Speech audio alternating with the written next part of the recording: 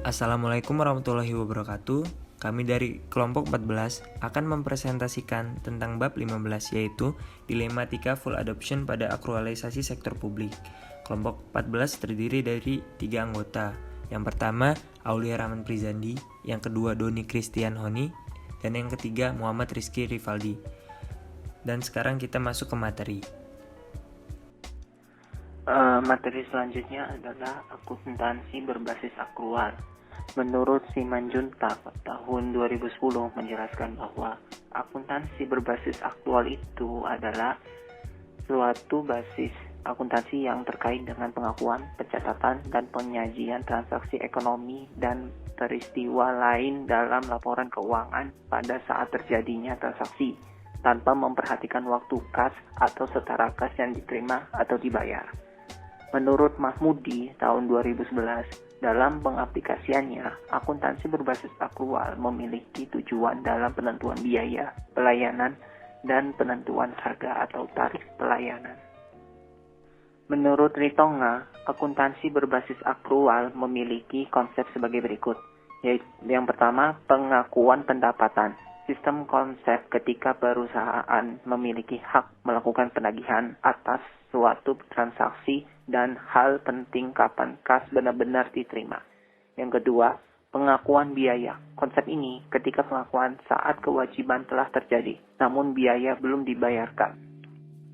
Penerapan akuntansi berbasis akrual yang memiliki perbedaan dengan akuntansi berbasis kas menurut Mardiasmo tahun 2009 adalah bagian kas itu penerimaan kas dikurangi pengeluaran kas itu akan menghasilkan perubahan kas. Yang kedua, berbasis akrual, pendapatan dikurangi biaya-biaya akan menghasilkan surplus atau defisit. Yang ketiga, pendapatan itu rumusnya penerimaan kas selama satu periode dikurangi saldo awal piutang ditambah saldo akhir piutang.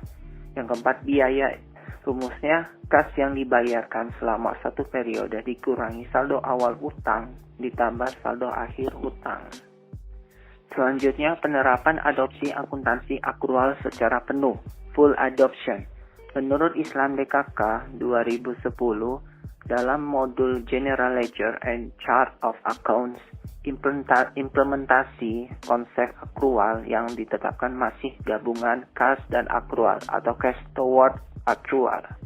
Proses penyusunan standar akuntansi pemerintahan disesuaikan dengan standar internasional dan kondisi di Indonesia, serta KSAP selaku komite dewan yang memiliki kewenangan dalam penyusunan PSAP mendasari dengan International Federation of Accountants, International Accounting Standards Committee, International Monetary Fund, Ikatan Akuntansi Indonesia, Financial Accounting Standard Board, Governmental Accounting Standard Board, Pemerintah Indonesia berupa peraturan di bidang keuangan, dan organisasi profesi lainnya yang membidangi laporan keuangan, akuntansi, dan audit.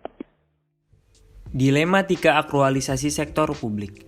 Pada praktiknya, suatu proses pengadopsian standar yang baru tentu akan mengalami beberapa pertentangan antara pihak-pihak yang setuju dan yang tidak, sehingga menimbulkan dilema tersendiri ketika menerapkannya.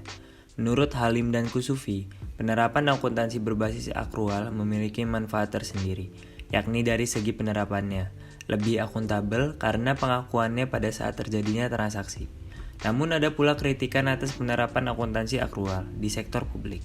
Kritikan tersebut diungkapkan oleh Buti dalam Halim dan Kusufi, yang menyatakan kebalikan tentang konsep akuntabilitas antara sektor swasta dan sektor publik adalah sektor swasta cenderung lebih kepada target laba, sedangkan sektor publik lebih ke arah pertanggungjawaban politik. Peraturan pemerintah Indonesia mengenai penerapan akuntansi berbasis akrual sejatinya sudah harus dilaksanakan sejak tahun 2008.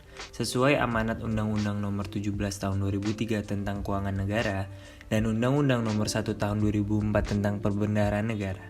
Dalam Undang-Undang Nomor 17 Tahun 2004, Pasal 36 Ayat 1 menyatakan, ketentuan mengenai pengakuan dan pengukuran pendapatan dan belanja berbasis akrual sebagaimana dimaksud dalam Pasal 1 Angka 13, 14, 15, dan 16, Undang-Undang ini dilaksanakan selambat-melambatnya dalam 5 tahun.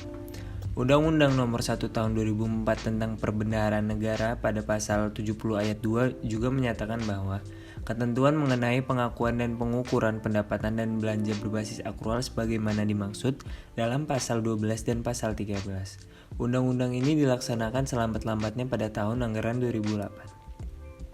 Namun setelah diterbitkannya peraturan perundang-undangan mengenai penerapan sistem berbasis akrual, faktanya sampai sekarang penerapan akuntansi berbasis akrual tersebut belum terrealisasi dengan maksimal.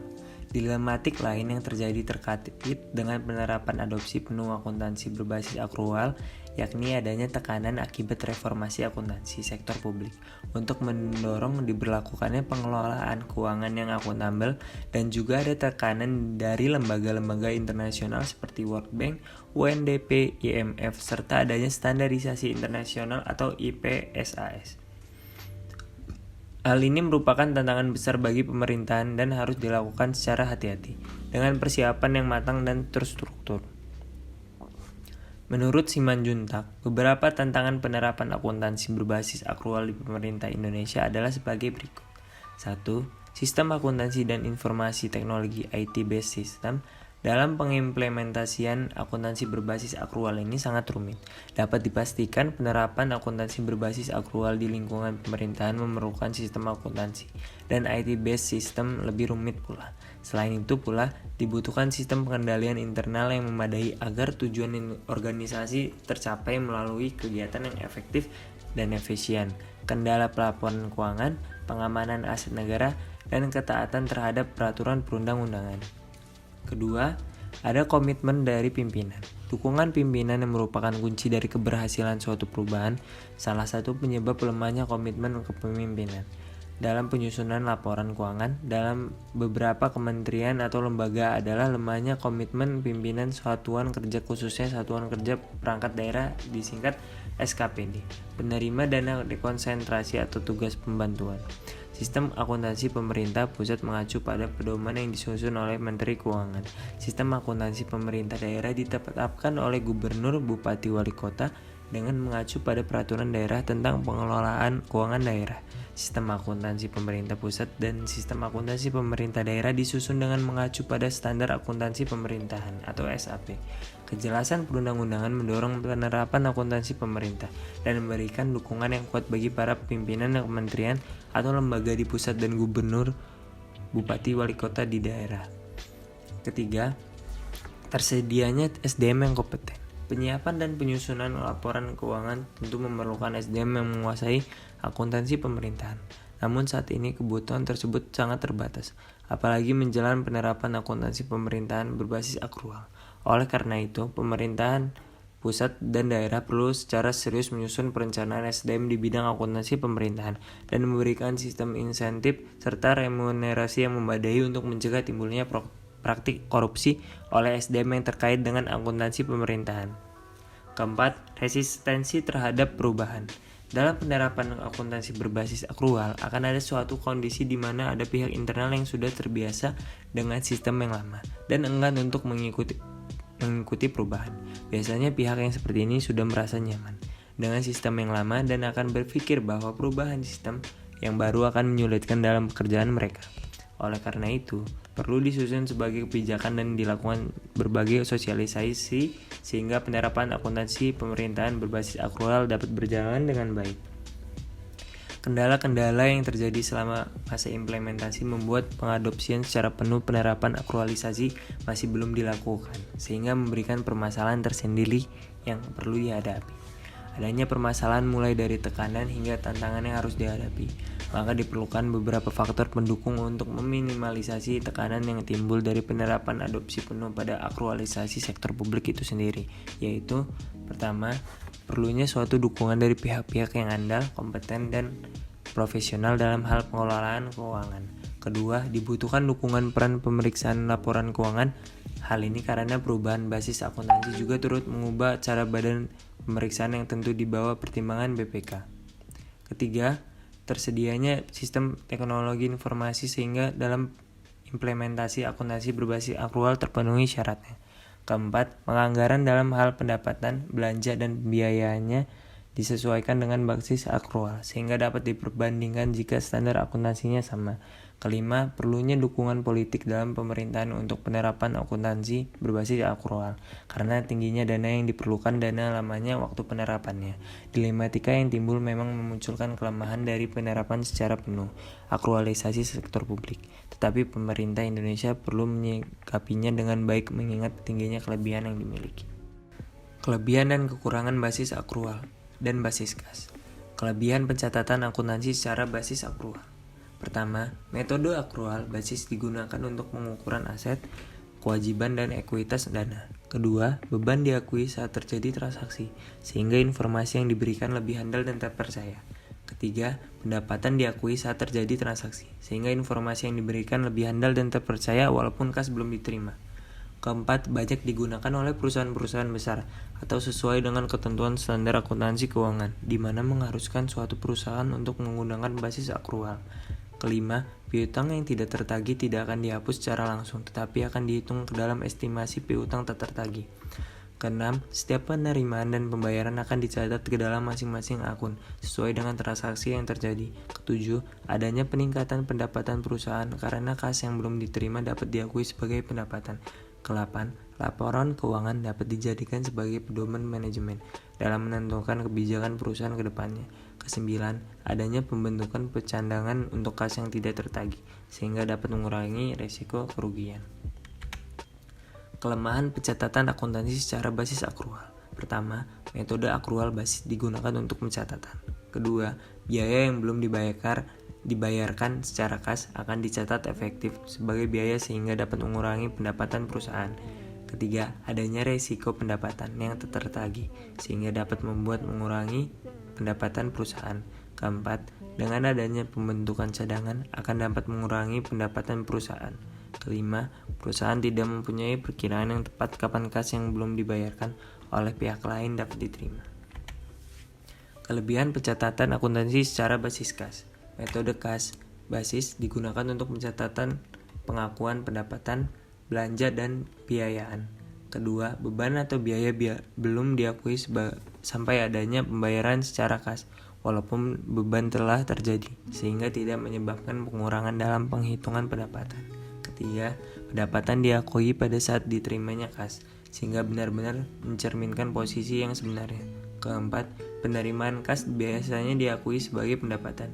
Kelima, laporan keuangan yang disajikan memperlihatkan posisi keuangan yang ada pada saat laporan tersebut.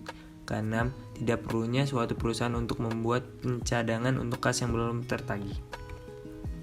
Kelemahan pencatatan akuntansi secara basis kas. Pertama, metode basis kas tidak mencerminkan besarnya kas yang tersedia. Kedua, akan dapat menurunkan perhitungan pendapatan bank karena adanya pengakuan pendapatan sampai diterimanya uang kas. Ketiga, adanya penghapusan piutang secara langsung dan tidak mengenal adanya estimasi piutang tak tertagih. Keempat, biasanya dipakai oleh perusahaan yang usahanya relatif kecil, seperti toko, warung, mall atau retail, dan praktik kaum spesialis seperti dokter, pedagang informal, panti pijat, atau malah ada yang pakai kredit card. Tapi ingat, kredit card dikategorikan juga sebagai basis kas. Kelima, setiap pengeluaran kas diakui sebagai beban. Keenam, sulit dalam melakukan transaksi yang tertunda pembayarannya karena pencatatan diakui pada saat kas masuk atau keluar. Ketujuh, sulit bagi manajemen untuk menentukan suatu kebijakan ke depannya karena selalu berpatokan kepada kas. Selanjutnya, studi kasus. Problematika penerapan akuntansi berbasis akrual pada pemerintah daerah Aceh Tengah. Dinas Pengelolaan Keuangan Kabupaten Aceh Tengah selain sebagai SKPD juga sebagai SKPKD atau Satuan Kerja Pengelola Keuangan Daerah, menjadi unit kerja pemerintah Kabupaten Aceh Tengah yang melaksanakan dan bertanggung jawab akan pelaksanaan sistem akuntansi dan pelaporan keuangan di pemerintah Kabupaten Aceh Tengah. Penerapan akuntansi berbasis akrual pada pemerintah Kabupaten Aceh Tengah dimulai pada tahun 2015. Hal ini sesuai dengan Permendagri Nomor 64 Tahun 2013 yang memberikan batas waktu paling lambat bagi pemerintah daerah seluruh Indonesia untuk menerapkan akuntansi berbasis akrual pada tahun 2015. Dengan berubahnya sistem akuntansi dari cash sorted akrual menjadi berbasis akrual, kemungkinan akan ditemui permasalahan yang dihadapi. Yang pertama, sistem akuntansi dan informasi teknologi based system, yaitu belum tersedianya sistem akuntansi dan sistem teknologi informasi yang mampu mengakomodasi persyaratan-persyaratan dalam penerapan akuntansi berbasis akrual. Hal ini dapat diatasi Pemda Kabupaten Aceh Tengah dengan memakai aplikasi Sistem Informasi Manajemen Daerah atau SIMDA. Yang kedua, komitmen pimpinan. Dengan adanya komitmen dan dukungan politik dari pimpinan dan para pengambil keputusan dalam pemerintahan, dukungan yang kuat dari pimpinan merupakan kunci keberhasilan dari suatu perubahan. Hal ini ditandai dengan diterbitkannya Gaun atau Peraturan Bupati Aceh Tengah mengenai kebijakan dan sistem prosedur akuntansi berbasis akrual. Yang ketiga, pendanaan. Dalam pelaksanaan akrual, membutuhkan dana yang besar dan mencukupi tidak hanya untuk investasi awal, tetapi juga untuk kegiatan-kegiatan yang bersifat pemeliharaan. Hal ini disebabkan penerapan basis akrual membutuhkan pembaruan yang terus-menerus, sehingga tersedianya dana pemeliharaan pun jadi mutlak. Pemerintah Kabupaten Aceh Tengah melalui Dinas Pengelolaan Keuangan Kabupaten Aceh Tengah telah mengalokasikan anggaran untuk penerapan akuntansi berbasis akrual setiap tahunnya.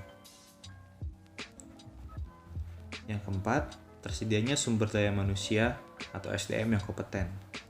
Laporan keuangan diwajibkan untuk disusun secara tertib dan disampaikan oleh pemerintah daerah kepada Badan Pemeriksa Keuangan atau BPK selambatnya 3 bulan setelah tahun anggaran berakhir. Penyiapan dan penyusunan laporan keuangan tersebut memerlukan SDM yang memadai dalam menguasai akuntansi pemerintahan. Hal ini yang menjadi permasalahan pada pemerintah Kabupaten Aceh Tengah, yaitu kurangnya sumber daya manusia yang kompeten, baik itu berdasarkan latar belakang pendidikan maupun pengalaman. Langkah strategis Pemda Aceh Tengah dalam mengatasi permasalahan penerapan akuntansi berbasis akrual. Pemda Kabupaten Aceh Tengah melalui Dinas Pengelolaan Keuangan Kabupaten Aceh Tengah memiliki beberapa langkah strategis dalam mengatasi permasalahan penerapan akuntansi berbasis akrual. Yang pertama, mengadakan pelatihan dan BIMTEK berjenjang yang dimaksud meliputi pimpinan level kebijakan sampai dengan pelaksana teknis dengan tujuan sosialisasi dan pelatihan untuk meningkatkan skill pelaksana, membangun kesadaran, dan mengajak keterlibatan semua pihak. Pelatihan yang dilakukan yang pertama kali yaitu pelatihan akuntansi berbasis akrual, kemudian pelatihan aplikasi Sistem Informasi Manajemen Daerah atau SIMDA. Yang kedua, pendanaan atau biaya. Dalam rangka pelaksanaan akrual, pemerintah daerah Kabupaten Aceh Tengah membutuhkan dana yang besar dengan mempertimbangkan jumlah satuan kerja yang berada di wilayah Kabupaten Aceh Tengah dan melaksanakan pelatihan yang dibutuhkan untuk berbagai level. Implementasi basis akrual juga membutuhkan pendanaan yang cukup, tidak hanya untuk investasi awal, tapi juga untuk kegiatan yang bersifat pemeliharaan. Hal ini disebabkan penerapan basis akrual membutuhkan pembaruan yang terus-menerus, sehingga terjadinya dana pemeliharaan pun menjadi mutlak. Untuk itu, pemerintah Kabupaten Aceh Tengah melalui Dinas Pengelolaan Keuangan Kabupaten Aceh Tengah telah mengalokasikan anggaran untuk penerapan akuntansi berbasis akrual setiap tahunnya berupa kegiatan yang terdapat di dalam TPA SKPD Dinas Pengelolaan Keuangan sehingga pendanaan atau biaya tidak menjadi permasalahan dalam pelaksanaannya. Yang ketiga, teknologi informasi memadai. Perubahan sistem akuntansi dalam entitas pemerintah selalu diikuti oleh perubahan teknologi informasi. Pada implementasi basis akrual, sistem teknologi informasi juga harus diperbarui agar dapat menangani tambahan informasi terkait basis akrual. Penggunaan software IT dapat mengadopsi software yang digunakan perusahaan komersial atau entitas pemerintah dapat merancang sistem IT sendiri untuk diaplikasikan. Adanya kompleksitas implementasi akuntansi berbasis akrual. Dapat dipastikan bahwa penerapan akuntansi berbasis akrual di lingkungan pemerintahan memerlukan sistem akuntansi dan IT-based system yang lebih rumit. Untuk mendukung pelaksanaan akuntansi berbasis akrual pada Pemda Kabupaten Aceh Tengah, teknologi informasi yang diperlukan telah tersedia dan mendukung yaitu Sistem Informasi Manajemen Daerah atau SIMDA yang softwarenya aplikasi diberikan oleh Badan Pengawasan Keuangan dan Pembangunan atau BPKP.